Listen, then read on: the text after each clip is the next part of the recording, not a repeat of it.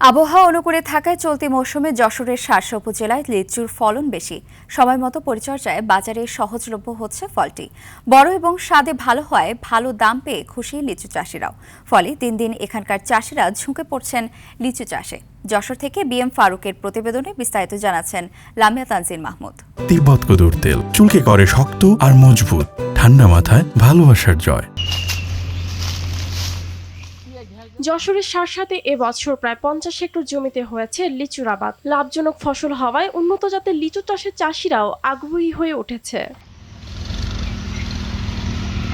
বাণিজ্যিক ভিত্তিতে উৎপাদিত হচ্ছে বোম্বাই, চায়না 3, বেদানা, মাদ্রাজি, মুজাফফর জাতীয় লিচু। আবহাওয়া ভালো থাকায় ছিল না পোকার আক্রমণ এবং ফল ঝরে পড়ার হারও ছিল অনেক কম। ইতিমধ্যেই শুরু হয়েছে লিচু ভাঙা, দামে কম হওয়ায় খুশি ক্রেতারাও। বাগান থেকে পাইকারি কিনতেছি, বাজারে বিক্রি করতেছি, এতে আমাদের মোটামুটি আল্লাহর রহমতে ভালোই লাভ হচ্ছে। আমাদের এলাকাবাসী এবং বাগানওয়ালা খুবই সন্তুষ্ট। ভালোই ফল হয়েছে, কিন্তু দামের বিষয়ে বেনিফিটে কতটুকু আসবে এটা আমি অ্যাকুরেট নিশ্চিত করা যাবে না। উচ্চমূল্যের ফসলকে ভবিষ্যতে আরও সম্প্রসারণের আশা ব্যক্ত করেন উপজেলা কৃষি কর্মকর্তা।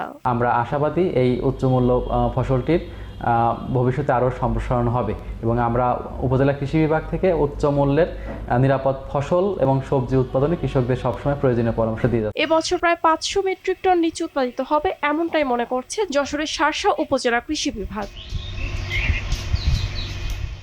লামিয়া তানজিল মাহমুদ, RTV।